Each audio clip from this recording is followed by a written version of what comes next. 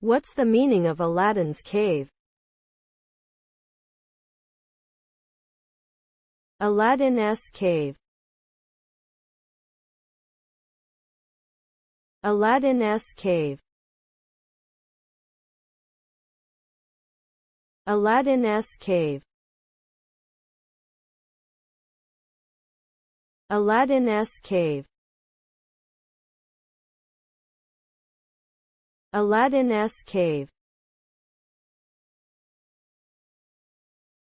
Aladdin's cave is a phrase used to describe a treasure trove or a place filled with valuable or interesting items. It originates from the story of Aladdin and the magic lamp, where Aladdin discovered a magical cave filled with treasures.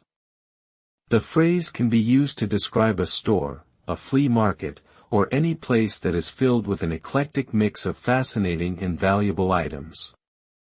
It evokes a sense of excitement and wonder, as if one has stumbled upon a hidden gem or stumbled upon a secret world of treasures.